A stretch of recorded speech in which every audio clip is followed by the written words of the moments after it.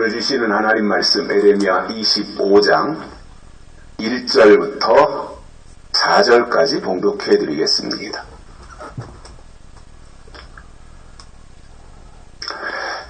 유다왕 요시야의 아들 여호야김 4년 곧 바벨론 왕 느부갓네살 원년에 유다 모든 백성에 관한 말씀이 예레미야에게 임하니라. 선지자 예레미야가 유다 모든 백성과 예루살렘 모든 거민에게 고하여 가로되 유다 왕 아몬의 아들 요시야의 13년부터 오늘까지 23년 동안의 여호와의 말씀이 내게 임하기로 내가 너희에게 이르되 부지런히 일렀으나 너희가 듣지 아니하였으며 여호와께서 그 모든 종 선지자를 너희에게 보내시되 부지런히 보내셨으나 너희가 듣지 아니하였으며 귀를 기울여 들으려고도 아니하였도다. 아멘. 그동안도 평안하셨습니까? 2주 만에 직접 뵙습니다. 지난주에는 우리가 온라인 예배로 드려가지고 반갑습니다. 어느덧 10월의 하늘이 열렸고 그토록 힘들게 하던 찜통 무더위가 완전히 꺾였습니다. 수명을 다한 거겠지요. 그동안 우리가 워낙 더워가지고 올여름이 너도 나도 다 덥다 하면서 살았는데 이제 좀 있으면 추워 하면서 살게 생겼습니다. 시간이 굉장히 빠른데 어느 정도로 시간이 빠른가 하고 제가 한번 찾아봤습니다. 왜 이렇게 빠른가? 그리고 어느 정도로 빠른가? 지구가 자전을 하고 공전을 하잖아요. 자전을 한다고 하는 것은 자체적으로 이렇게 지구가 도는 거예요. 그래서 하루 낮과 밤이 생기는 거죠. 하루 24시간씩 도니까. 이게 자전한다 그래요. 그리고 태양을 중심으로 해서 지구가 한 바퀴 도는 거를 1년이라 그래요. 이거를 공전한다 그래요. 이렇게 태양이 있으면 태양을 중심으로 해서 지구가 이렇게 돌아요. 그 속도가 어느 정도 되는가? 자전하는 거, 지구가 이렇게 해서 24시간 단위로 한 바퀴씩 돌아서 낮과 밤을 만드는 이 자전하는 속도가 어느 정도 되느냐? 시속 1670km입니다. 적도를 중심으로, 우리 대한민국을 중심으로 해서는 1330배인가 이제 그 위치에 따라 조금씩 차이가 있는데 적도를 중심으로 해서 시속 1670km로 자전을 합니다. 엄청 빠른 거예요. 비행기를 타면, 유럽을 간 비행기를 타면, 아시아나나 대한항공이나 800km, 850km 시속 이렇게 날아갑니다. 그러니까 1670km니까 2배가 넘잖아요.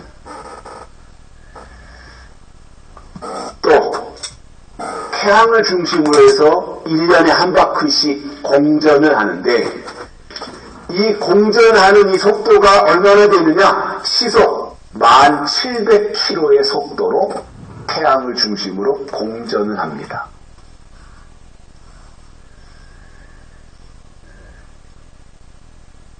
엄청난 이야기를 했는데 안 놀라면 제가 놀랍니다. 이게 굉장한 속도예요. 보통 우리가 고속도로를 자동차 운전하고 달릴 때 100km, 110km, 좀 빠르면 120km 정도 달려요. 그것도 굉장히 빠른 거예요. LA 다저스에서 활약했던 박찬호 선수가 이제 투수잖아요. 투수가 공을 던지는데 150km에서 153km, 더 나오면 155km 시속 이렇게 나왔어요. 1700km면 눈에 보이지도 않을 거예요. 아마 그 정도 속도로 하면 우리의 눈에 시야에 들어오지도 않을 정도로 그렇게 빠른 속도입니다. 그러니 1년이 눈 깜짝할 새 가고 젊음도 인생도 1670km의 속도로 빠르게 지나가니까 우리가 세월을 아끼면서 하나님이 주신 시간을 낭비하지 말고 소중하게 써야 하겠습니다.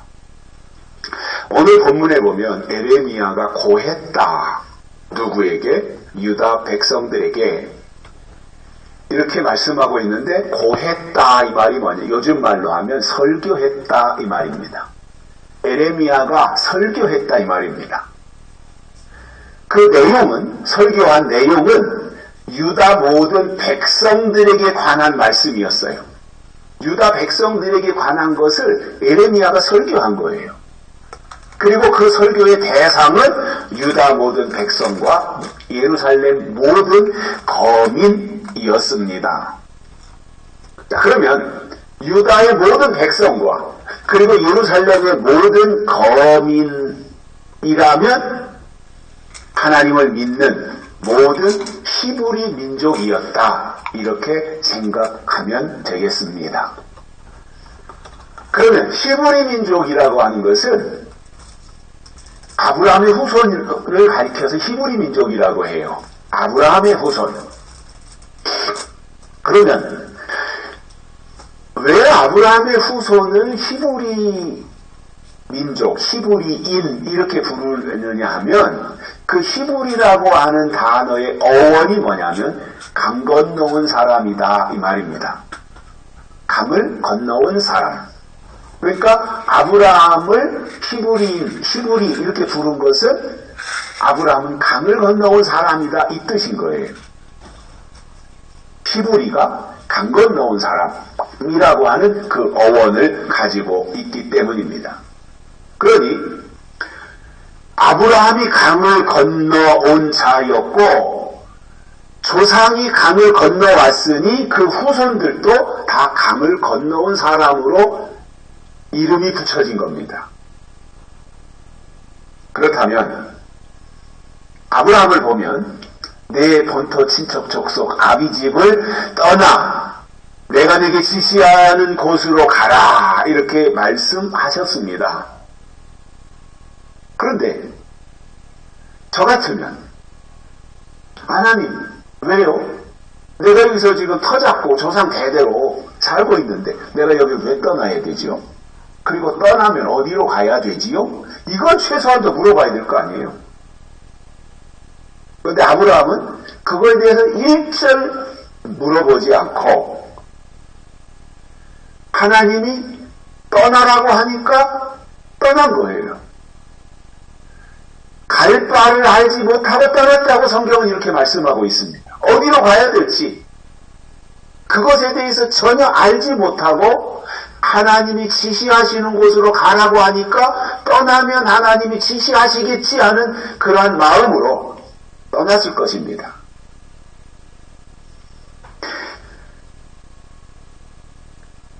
조상 아브라함이 그랬다면 그의 후손 히브리 민족 유다가 됐든 이스라엘이 됐든 그 아브라함의 후손이라면 어떤 경우도 말씀이 우선이 돼야 돼요. 다른 어떠한 것이 거기에 개입할 이유가 없는 거예요. 말씀이 우선이 되어야 되고 그리고 하나님이 말씀하셨으면 말씀하신 그대로 해야 하는데 오늘 본문에 보면 전혀 그렇지 않았다고 하는 것을 우리가 알 수 있습니다. 아브라함은 그랬는데 아브라함은 말씀대로 떠났는데 말씀을 따라갔는데 어디로 가야 될지 방향도 모르고 갈 바를 알지 못하는 가운데서도 하나님의 말씀이 임하니까 그대로 행했는데 그의 후손이라고 자처하는 사람들은 에레미야 때 그러지 않았다는 거예요. 오늘은 하나님이 에레미야를 통해서 히브리 민족들에게 고하신 내용이 무엇인지 세 가지를 깨닫고 은혜를 받겠습니다. 첫째, 먼저 에레미야에게 하나님의 말씀이 임했어요. 그런데 저는 오늘 이 말씀을 보면서 깜짝 놀랐던 것이 어느 순간에 에레미야야 이렇게 해. 에레미야야 너는 가서 이렇게 말해. 어느 한순간에 그렇게 한 것이 아니라 자그마치 23년 동안 하나님의 말씀이 에레미야 선지자에게 임했다는 거예요. 그러니 에레미야의 영적 상태가 어떠했으리라고 하는 것을 우리가 알 수 있잖아요. 23년 동안이나 지속적으로 꾸준하게 하나님의 말씀이 에레미야에게 임했고 에레미야는 하나님이 주시는 그 말씀에 사로잡혀 살아갔었다라고 하는 거예요.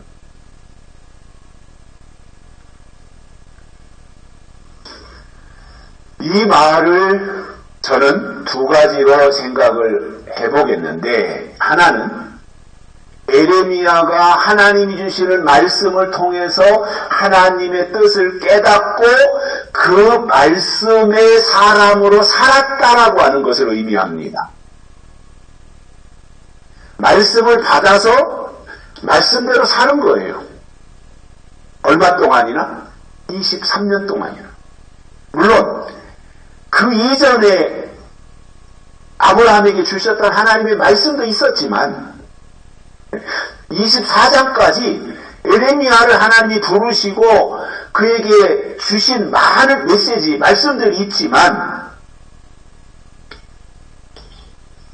이러한 에레미야에게 하나님이 이렇게 지속적으로 관심을 가지고 기대를 가지고 말씀을 보내주시고 그로 하여금 하나님의 사람으로 살아가도록, 말씀의 사람으로 살아가도록 이렇게 하나님이 그에게 말씀을 보내셨고 하나님이 그를 관리하셨다고 하는 것은 대단히 의미 있는 부분입니다. 또 하나는 말씀이 임했다는 것은 하나님이 임한 것입니다. 에레미야에게 하나님이 임한 거예요. 하나님이 임한 그 사람이 하나님의 사람이고 하나님의 사람이 해야 하는 일은 임한 말씀을 증거하면서 하나님의 하나님 되심을 나타내는 겁니다. 말씀이 왜 중요하냐 하면 말씀이 곧 하나님이시기 때문입니다. 요한복음 1장 1절에 보면 이렇게 시작합니다. 태초에 말씀이 계시니라. 이 말씀이 하나님과 함께 계셨으니 이 말씀이 곧 하나님이시니라. 이렇게 요한복음이 시작됩니다. 요즘 사람들 중에 신앙생활을 한다고 하는 그 사람들을 보면 대개가 하나님이 주시는 말씀에 대해 소홀합니다. 그리고 천주교처럼 의식이나 형식에 치우치는 사람들이 굉장히 많습니다. 점점 많아지는 것 같아요. 성령의 사람으로 살아가려고 하는 것, 말씀의 사람으로 살아가려고 하는 것, 성령으로 거듭나려고 하는 것, 이러한 부분보다는 그냥 예배 의식에 참석하고 여기서 설교 듣고 그냥 여기에 내가 뭔가 마음에 기쁨을 얻고 또 회개할 상황이 있으면 천주교가 신부 앞에 가서 고해성사하듯이 그냥 입으로만 나불나불 하면서 이렇게 하나님 앞에 나 지난 주간에 이렇게 잘못했는데 하나님 용서해 주세요. 그렇게 했으니까 내가 회개한 것이고 용서받은 것이고 이러한 생각으로 살아가고 있다라는 거죠.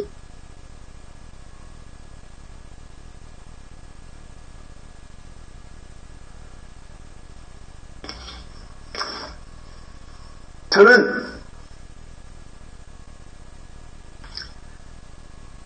우리 기독교가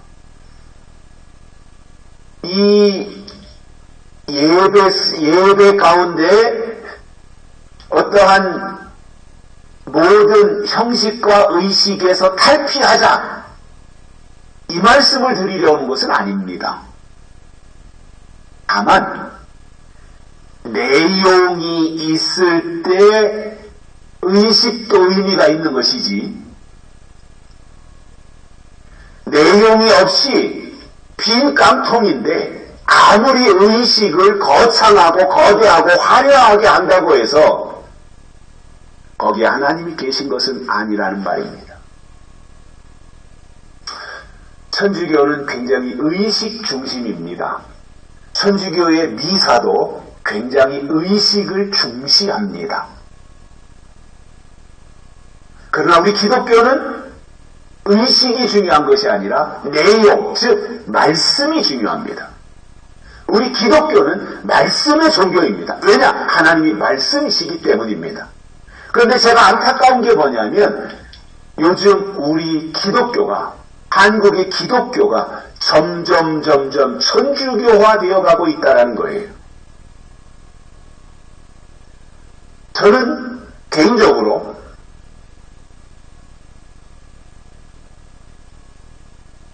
천주교에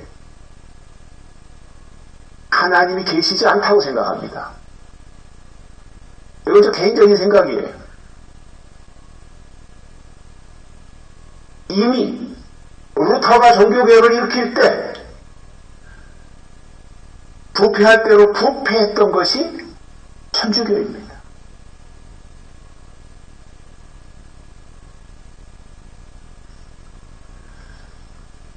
그런 천주교를 기독교가 답습하고 있다는 거예요. 따라가고 있다는 거예요. 그래서 우리 기독교가 이처럼 소중한 예수님께서 피로 값주고 세워주신 기독교 우리 교회가 천주교화 되어가고 캐토릭화 되어가고 있다라고 하는 이것은 점점 교회가 화석화 되어가고 있다고 하는 의미가 되는 거예요. 죽었다 말입니다.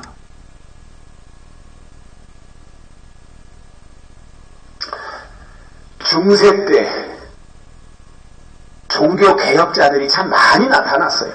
마틴 루터도, 칼빈도, 쯔밍들리도 이런 사람들이 중세 때 나타나서 개혁 운동을 굉장히 활발하게 했던 사람들, 그 사람들이 대표적이고 그 이외에도 가담했던 사람들이 많이 있는데 종교 개혁자들이 종교 개혁을 일으키면서 주장했던 것들이 있어요. 말씀으로 돌아가자 이거예요. 의식이 중요한 게 아니라, 의전이 중요한 것이 아니라 말씀으로 돌아가야 된다. 이것을 주장했던 것이 종교 개혁자들이에요. 마틴 루터가 종교개혁을 1517년에 앞장서서 진행을 했는데, 그가 했던 여러 가지 95개 조항을 반박문을 내걸었던 거 하며 그가 행했던 여러 가지 일들이 있는데, 저는 루터의 업적 중에서 가장 중요한 것을 하나만 꼽으라고 한다면 저는 그 당시에 신약 성경이 헬라어로 되어 있어서, 루터가 독일 사람인데 독일 백성들이 성경을 읽지 못하는 거예요. 헬라어로 된 성경을 독일 사람들이 어떻게 읽어요? 그러니까 설교하는 신부들이 무슨 말을 해도 그게 하나님의 말씀인 줄 알고 있었던 거예요. 왜냐? 성경을 못 보니까요. 이걸 읽어야 되는데, 성경을 읽을 수 있어야 되는데 성경이 헬라어, 그리스어로 되어 있다 보니까 못 보지 않습니까? 루터가 그것에 대해서 안타깝게 생각하고 헬라어, 그리스어로 된 성경을 독일어로 번역해서 독일 백성들로 하여금, 국민들로 하여금 성경을 읽을 수 있도록 해준 거예요. 그 당시에 루터가 번역한 독일 성경, 독일어 성경, 독일 국민들이 읽을 수 있게 번역해서 만든 독일어 성경 한 권, 신약 성경 가격이 그때 당시에 1,300만 원 정도 했다 그래요. 굉장히 비싸죠. 지금 우리가 이거 성경, 신구약 성경 이거 한 4만 원, 5만 원 이 정도면 살 텐데 그때 당시 신약 성경만 1,300만 원 정도 했다 그러니까 굉장한 거 있잖아요. 그럴지라도 그 루터가 그 정도로 큰 업적을 남겼고 국민들로 하여금 하나님의 말씀인 성경을 읽을 수 있도록 했던 것입니다. 여러분, 하나님이 사람에게 언어를 주신 것은 말을 통해서 말씀이신 하나님을 설명하고 증거하라는 거예요. 우리의 언어를 통해서 하나님을 설명하고, 언어를 통해서 하나님을 표현하고, 언어를 통해서 하나님이 하신 일이 무엇인지 알려주고, 언어를 통해서 앞으로 하나님이 하실 일이 무엇인지를 많은 사람들에게 증거하라는 의미이지, 그 입 가지고 술이나 퍼마시고 마약이나 먹는 이러한 것으로 쓰라는 것이 아니에요. 욕이나 하고 악감이나 하는 이러한 입으로 쓰라는 것이 아니었단 말입니다. 사람은 하나님의 형상대로 지음을 받았고 그 코에다가 하나님이 생기를 불어넣어 생명이 됐다고 하셨는데, 그만 선악과로 인해서 모든 것을 상실하고 에덴 동산에서 쫓겨났습니다. 하나님의 형상, 우리가 곧 하나님의 형상이에요. 하나님이 어떻게 생겼느냐? 하나님의 형상대로 사람을 만드셨으니 우리의 이 모습이 하나님의 모습 아니겠어요? 그런데 이 형상이라고 할 때 두 가지로 우리가 생각할 수 있어요. 하나는 외적 형상이 있고 다른 하나는 내적 형상이 있습니다. 그런데 에덴 동산에서 선악과로 인해서 잃어버린 것은 내적 하나님의 형상을 잃어버린 거예요. 외적 형상은 그대로 에덴 동산에서 처음 만들었을 때 그 모습 그대로 우리가 간직하고 있지만 내적 형상을 잃어버렸고, 그것을 되찾기 위해서 예수님을 보내셨고 성령을 주신 것입니다.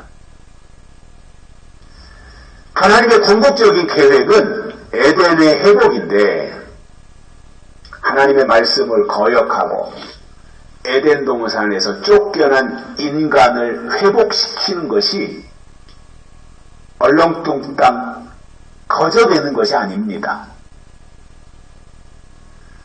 결국 에덴의 회복이라고 하는 것은 말씀의 회복이에요. 그래서 하늘로 승천하신 예수님이 서서를 예비하면 이 땅에 다시 오신다 그랬고, 다시 오시는 목적 중에 중요한 부분은 선악과 때문에 잃어버린 내적 하나님의 형상을 되찾는 것입니다. 이것이 하나님의 마지막 역사이고 계시록에 나오는 하나님의 새로운 창조에 해당하는 것이며, 그 과정을 통해서 내적 형상, 즉 영적인 부분을 회복하시고 천년왕국으로 데려가시겠다는 겁니다. 요한계시록 20장, 21장, 22장은 회복과 완성에 대한 말씀입니다. 어떻게 하나님을 회복하시고 어떻게 완성하시고 하는 이러한 내용들이. 그런데 이것은 20장, 21장, 22장은 창세기 1장, 2장, 3장에서 잃어버린 신락원을 회복해서 복락원으로 만드시겠다고 하는 하나님의 계획입니다. 우리가 신앙생활을 한다면 맨날 예수 처음 믿기 시작해서부터 10년, 20년, 30년, 40년, 50년 지나도 맨날 십자가 아래에만 머물러서 예수님의 피만 빨아먹으려고 할 것이 아닙니다.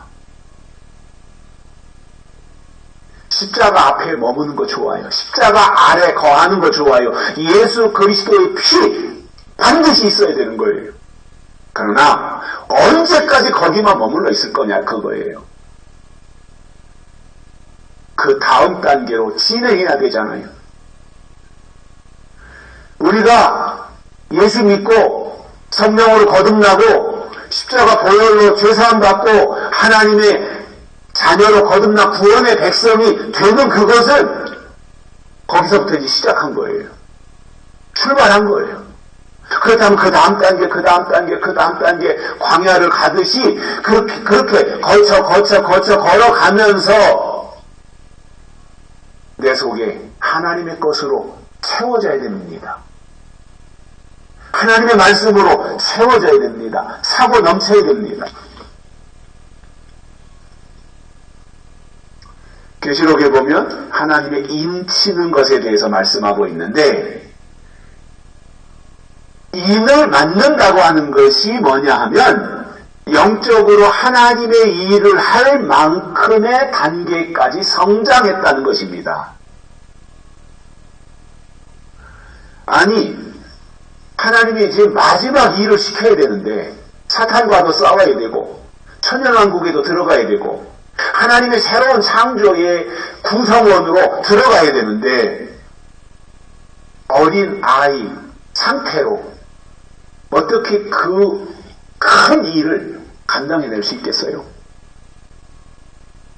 그래서 하나님은 예수님을 보내셔서 십자가에서 죽으시고 그 예수님의 보혈로 우리가 거듭나고 변화되어서 하나님의 사람으로 이제 자리매김을 하고 거기서부터 단계적으로 점진적으로 성장하고 발전해서 다시 오시는 예수님을 맞이할 수 있는 과연한 신부의 자리, 그리고 하나님의 일을 할 수 있는 아들의 위치까지 나아가도록 하나님은 계획하고 계시다는 거죠.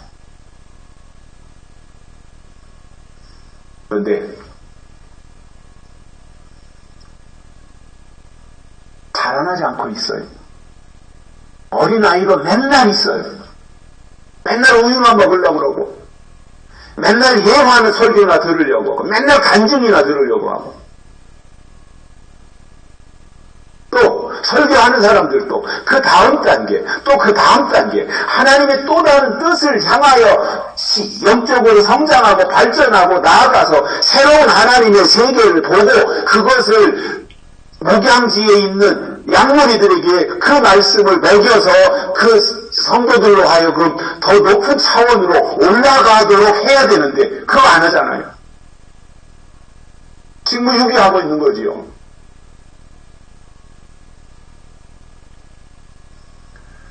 그래서 저는 가끔 말씀드리지만 예수님이 다시 오실 시점에서 죄가 뭐냐면 물론 우리 행위의 죄가 다 포함되는 거예요. 그런데 그것만이 죄가 아니라 예수님이 다시 오실 때 가서 예수님이 더 중요하게 보는 죄가 뭐냐면 성장하지 않은 겁니다. 어린아이로 있는 겁니다. 때를 분별하지 못하는 겁니다. 그렇게 말씀하셨는데 맨날 제자리 걸음 다람쥐 쳇바퀴 돌듯이 거기에만 머물러 있는 그 신앙 상태, 그 신앙 자세로 하나님의 일을 어떻게 하겠냐는 거예요. 천연왕국 이루어져야 되고 새하늘과 새 땅이 이루어져야 되는데 그 거국적인 하나님의 역사에 하나님의 사람으로 부르심을 받고 인정을 받고 이렇게 높은 차원으로 올라가서 그 일을 감당할 수 있어야 되는데 거기까지 가지 못하고 맨날 문턱에만 머물러 있다면 하나님 보실 때 그것이 어리석음이고 그것이 죄라는 거예요. 그래서 인을 맞아야 하나님의 마지막 역사를 감당할 수 있고 그리고 그 일, 하나님의 일을 한다고 하는 것은 그만큼 영적으로 성장했다는 의미가 되는 거예요. 그래서 저는 계시록을 보면서 결론은 어떻게 돼야 됐느냐? 영적 성숙이에요. 계시록의 결론이 뭐예요? 영적 성숙이에요. 성숙하면 된다는 거예요. 성숙하면 하나님이 쓰신다는 거예요. 입 맞는다는 게 뭐라 그랬어요? 성장하는 거라 그랬어요.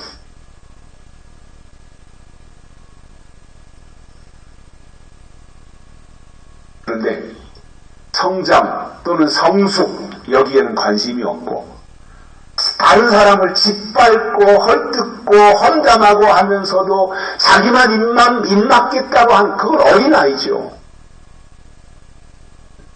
그 주장 자체가 어린아이죠. 그 모습 자체가 어린아이죠. 어린아이를 하나님 어떻게 데려다 쓰시겠어요?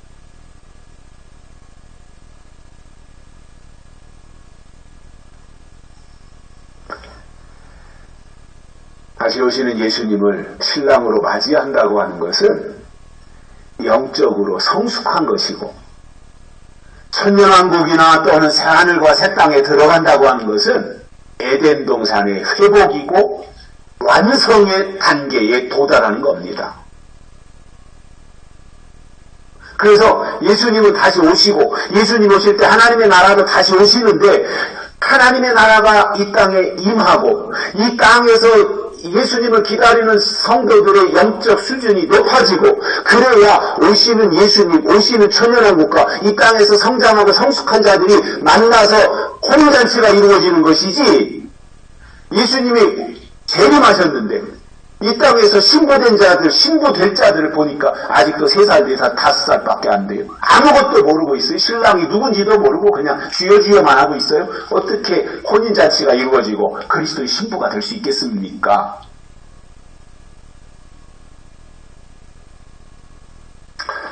저는 계시록을 보면서 어떤 때는 부분적으로 굉장히 세밀하게 설명하기도 하지만, 어떤 때는 큰 덩어리를 가지고 계시록을 통해서 영적으로 성장하고 성숙해서 회복하고 완성해야 된다라는 것을 제가 계시록 안에서 발견했어요.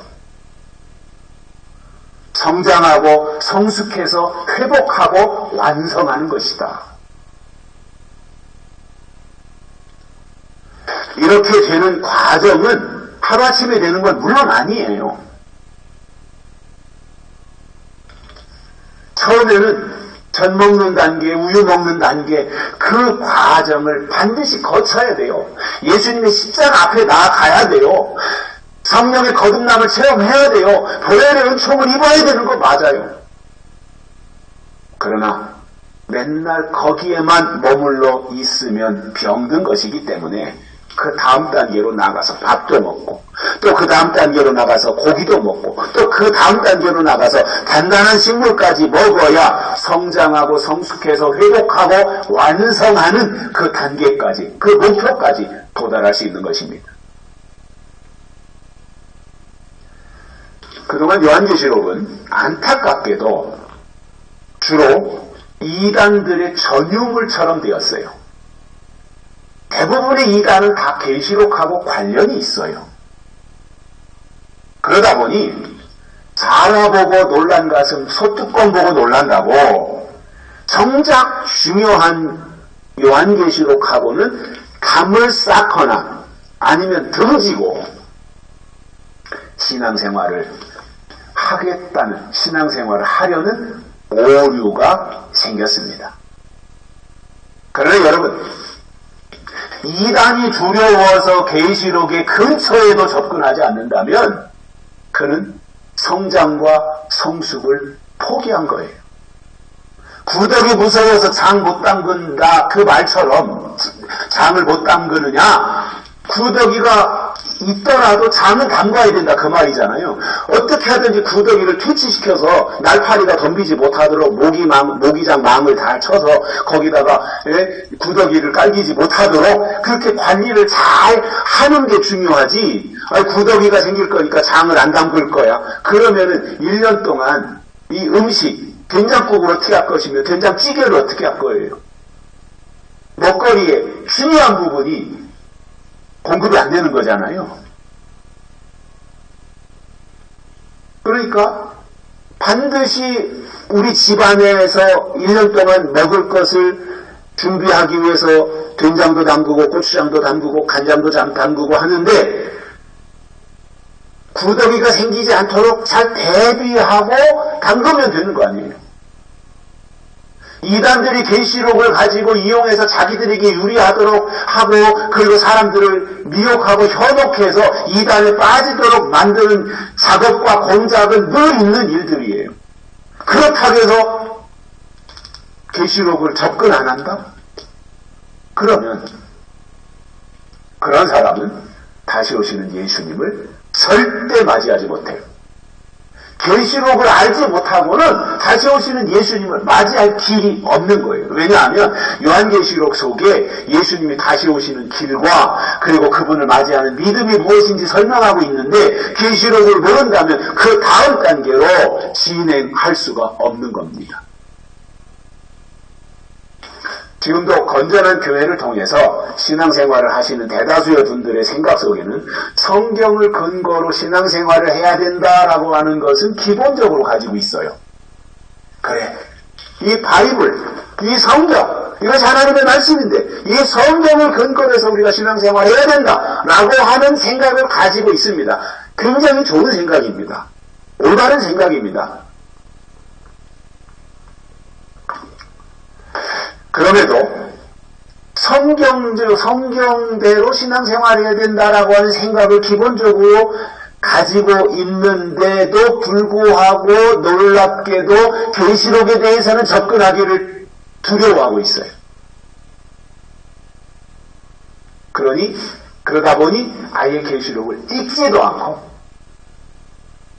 또 어디 가서 계시록을 듣는 것에 대해서조차 거부감을 가지고 있을 정도로 계시록에 대한 피해 의식이 한국 교회를 장악하고 있는 것, 이 또한 극복해내야 될 문제라고 저는 생각을 합니다.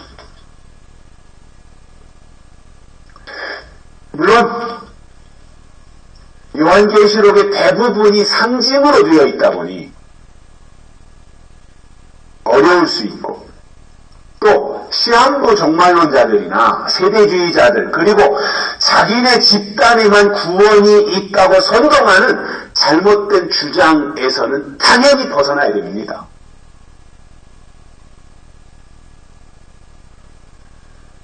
뿐만 아니라 사사로운 감정이나 욕심을 버리고 진심으로 계시록의 말씀 앞에 서서 계시록을 읽고 계시록을 듣기를 반복하다 보면 요한계시록의 상징 속에 담겨진 내용 즉 하나님의 의도와 하나님의 계획을 깨달을 수 있게 되는 거예요. 한 번은 저희 아버지께서 그런 설교를 하시더라고요. 사경회에서 하신 것 같은데 처음에 오래전에 그 아버지가 40일 금식 기도도 하시고 하면서 이제 계시록에 관심을 가지고 계시록을 읽기 시작하는데 그 상징으로 되어 있다 보니까 그게 도대체 뭐 7머리가 어떻고 10뿔이 어떻고 이게 도대체 상상이 안 되는 거잖아요. 이해가 안 되는 거죠. 그런데도 그 속에 담긴 하나님의 구원이 계시록 속에 담겨져 있는 것을 아시고는 계속 또 읽고 또 읽고 그래도 깨달아지지 않는 부분들이 너무나 많은 거예요. 그럼에도 포기하지 않고 또 읽고 그러다가 깜빡 잠이 드셨는데 꿈속에서 읽으면서 굉장히 막 그 난감해가지고 그 내용이 뭔지 너무너무 사모하는 그 마음이 꿈속에서 그것이 깨달아져가지고 그 읽으면 성경을 읽었던 그 내용이 꿈속에서 그대로 다 나타나서 그야말로 현몽한 거죠. 현몽.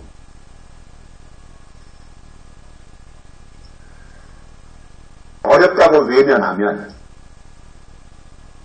그는 영적으로 어린아이라고 하는 것을 스스로 증명하는 거예요. 어렵지만 내가 도전하고 시도해서 그 단계를 조금씩 극복해서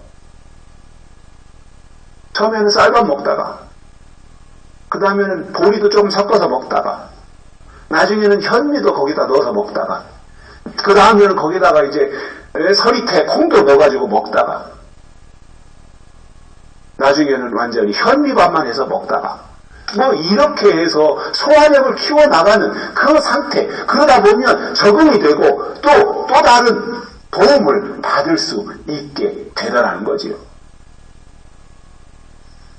그래서 이 에레미야에게 임하신 하나님이 지금 이 시대에 부르신 하나님의 사람들에게도 말씀으로 임하신다 그 말이에요.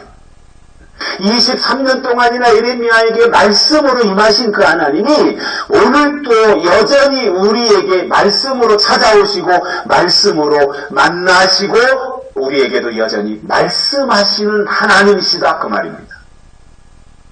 두 번째로는 이렇게 말씀하셨는데 그들이 듣지 않았다는 거예요.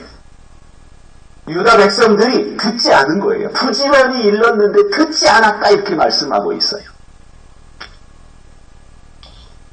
당연히 하나님의 말씀을 귀담아 들어야 될 사람들이 유다 백성들이에요.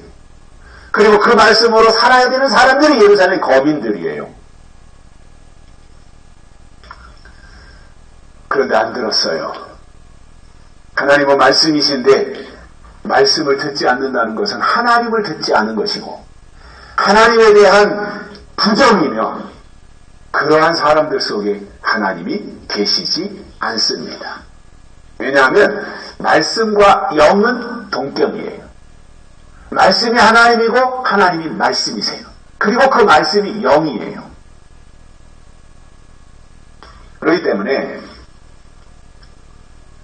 말씀이 없을 때 거기에 하나님의 영도 없는 것이고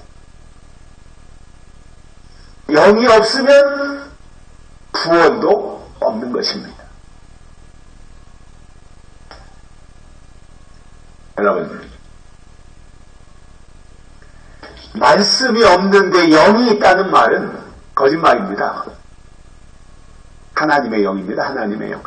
하나님의 말씀이 없는데 하나님의 영이 있다고 하는 것은 거짓말이에요.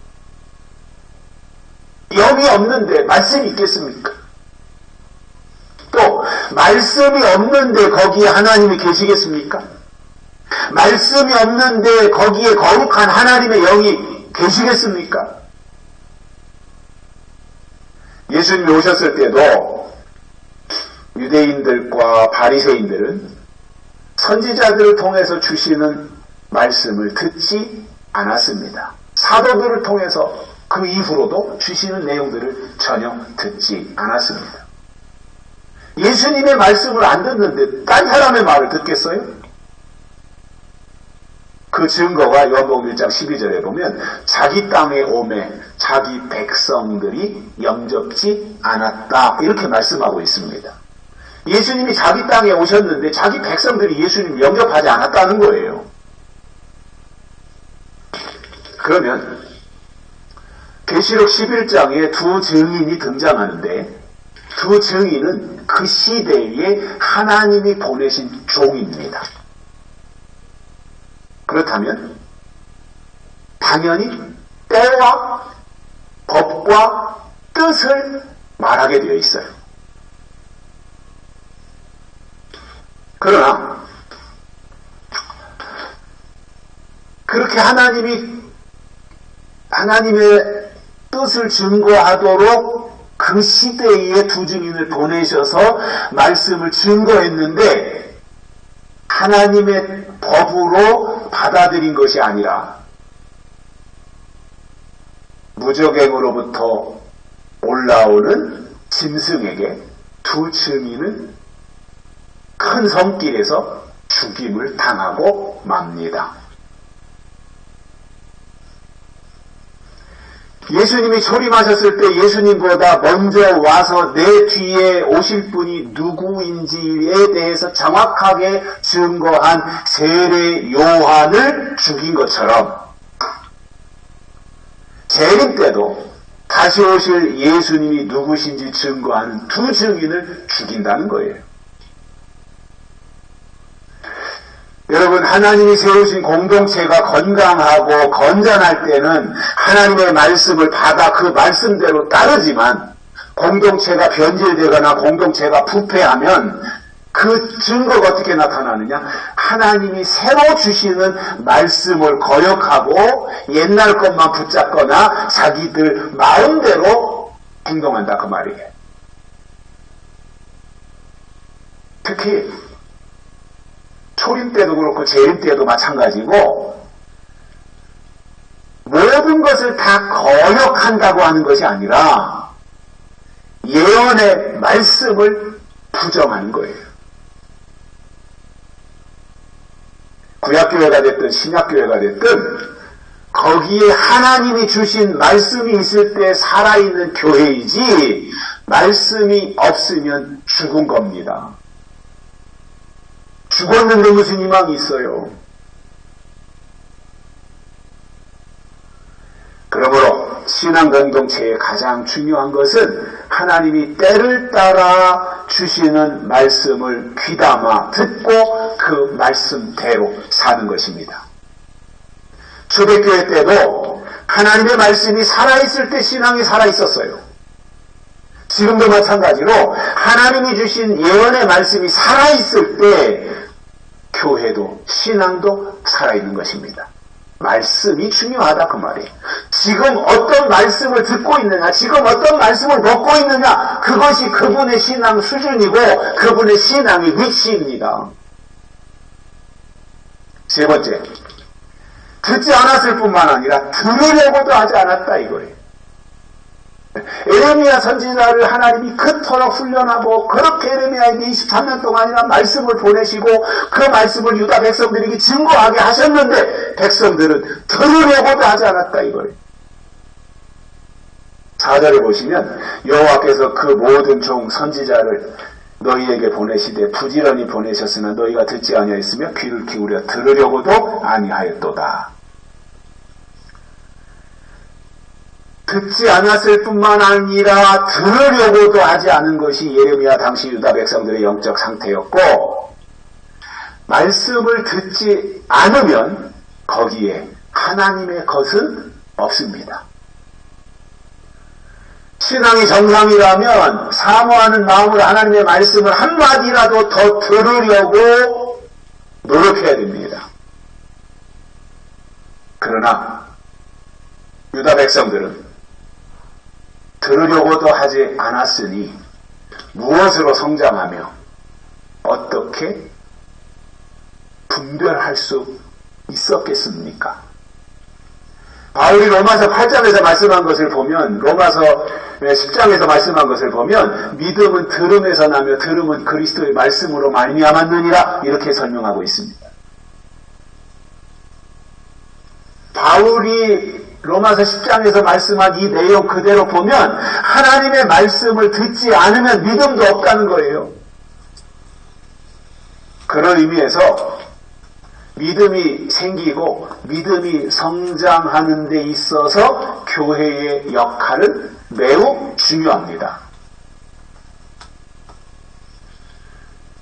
그런데 이것이 점점점 불가능한 쪽으로, 기대치가 점점점 낮아지는 쪽으로 그렇게 기울어 가는 것은 설교자들 자신부터 신학이라는 굴레에 갇혀서 성경에 기록한 새로운 것에 대한 필요성이나 시대적으로 필요한 말씀에 대한 접근이 없는 거예요.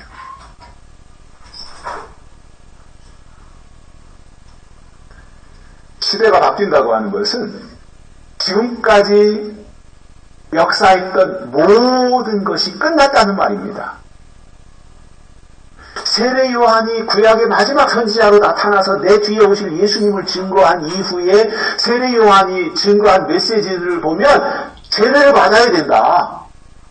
그리고 내 뒤에 오신 예수 그리스도에게로 나가야 된다. 이거는 구약의 사람들이 볼 때는 말도 안 되는 얼토당토하는 터무니없는 이야기로 들리는 거예요. 구약의 율법주의자들에게는. 그러나 세례 요한은 그들이 그렇게 생각하거나 말거나 세례를 증거했고 내 뒤에 오실 예수님을 증거했고 이제는 예루살렘 성전이 중요한 것이 아니라 성전도 부정했어요.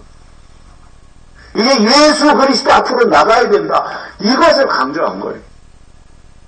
시대가 바뀌었다고 하는 건 과거의 것은 다 부정하고 이제 새 시대가 온다. 새로운 방향으로 가야 된다. 이것이 세례 요한의 메시지였잖아요. 지금도 똑같다고 봅니다, 저는.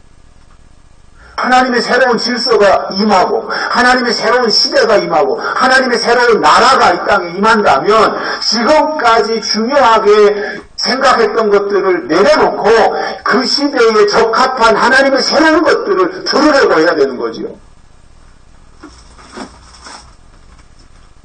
과거의 것을 놓지 못하면, 과거의 것에서 벗어나지 못하면 어느 날 그것에게 발목 잡히고 말 거예요.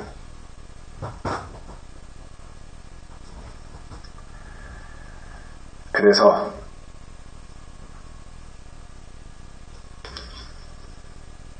옛날 것에만 사로잡혀서 설교의 내용이 과거에 역사하신 하나님에 대해서만 증거하고 있다면, 그리고 이 시대에 꼭 필요한 말씀에 대한 설명을 하지 않는다면 그는 시대적인 사명자라고 볼 수 없는 거예요. 여러분, 설교자들 속에 믿음이 없다면 그 설교를 듣는 신자들 속에 믿음이 생기겠습니까? 설교자들 속에 약속이 없다면 그 설교를 듣는 신자들 속에 약속이 생기겠습니까? 설교자들 속에 진리가 없는데 그의 입을 통해 증거하는 설교의 진리가 있겠습니까? 하나님이 설교자로 부르시고 세우신 것은 하나님의 때와 뜻과 법을 증거하라고 부르신 것인데, 설교에 가장 중요한 하나님의 것이 없다면 그것은 공허한 메아리에 불과한 거예요. 말을 하지 못하는 사람을 벙어리 또는 농아라고 부릅니다. 왜 벙어리가 되느냐 하면, 귀가 멀어서 듣지 못하니까 말을 못하는 벙어리가 되는 거예요. 그래서 귀머거리는 벙어리가 된다 그러잖아요. 듣지 못하니까 말을 못하는 거예요. 들어야 말을 하는데 말입니다. 그래서 사람은 듣는 것을 말하게 되어 있어요. 맨날 욕을 들으면 그 사람도 욕하게 되어 있어요. 그래서 내가 현재 살고 있는 현장이 참 중요한 거예요. 태어나서 4년, 5년 이렇게 영어를 계속 들으면 그는 영어로 말하게 되어 있습니다. 중국어를 계속 들으면 중국말을 하게 되어 있고, 4년, 5년 한국말을 계속 들으면 한국말을 하게 되어 있습니다.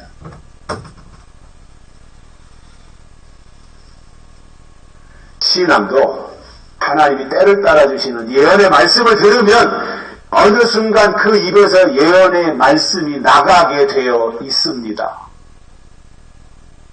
처음부터 유창하지 않아요. 손주들 보니까 이제 큰 손자 서겸이는 웬만한 말은 너무 잘해요. 다. 근데 그 서겸이가 처음부터 그렇게 말 잘한 거 아니에요. 처음에는 띄엄띄엄 엄마 아빠 이러면서 달라고 하고 자기 필요한 거 몇 가지 하더니 점점 이제 단어 숫자가 늘어나가지고 지금은 말 표현력도 풍부하고 잘해요.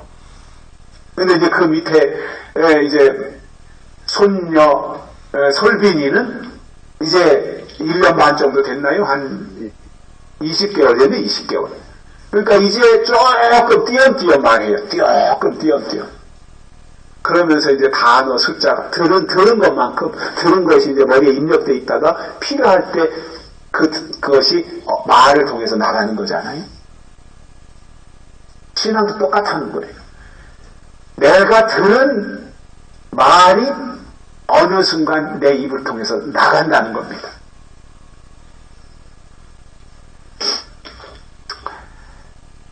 이 시대의 교회가 예수님이 다시 오실 것을 말하려면 반드시 요한계시록의 말씀으로 들어가서 읽고 듣고 그 방향에서 믿어야 됩니다. 요한계시록은 사도 요한이 반모섬에서 이리로 올라오라고 하는 하나님의 음성을 듣고 영이 올라가서 보고 들은 것을 기록한 거예요. 그래서 계시록을 읽다 보면 내가 보니, 내가 또 보니, 내가 들으니, 내가 또 들으니, 이 말씀이 굉장히 자주 나와요. 무슨 말이냐면 하나님이 보낸 하나님의 사람은 하나님의 것을 보고 들어야 한다 그 말입니다. 그렇다고 지금 우리가 하늘에서 무슨 신비로운 어떠한 현상을 보거나 음성을 듣자는 것이 아니라 계시록에 기록된 말씀을 보고 그 속에서 약속의 말씀을 들어야 한다 그 말이에요.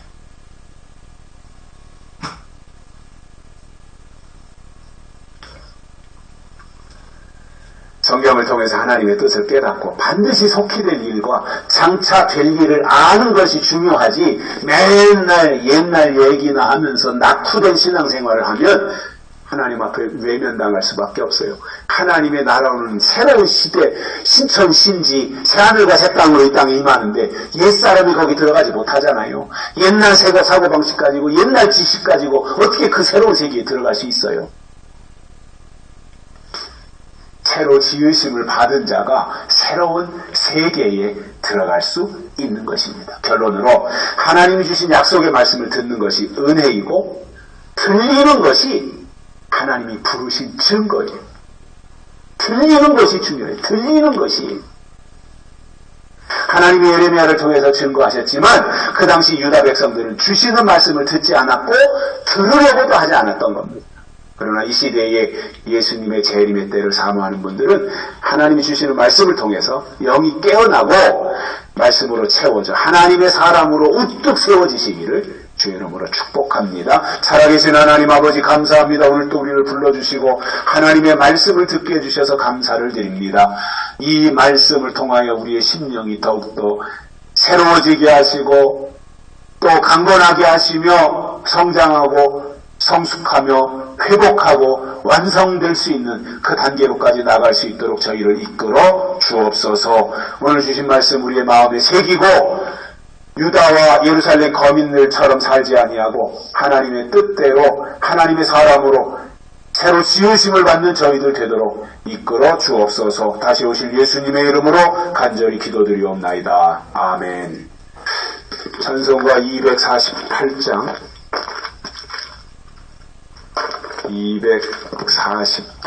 4절만 부르시겠습니다. 부르시면서 헌금 드리시겠습니다.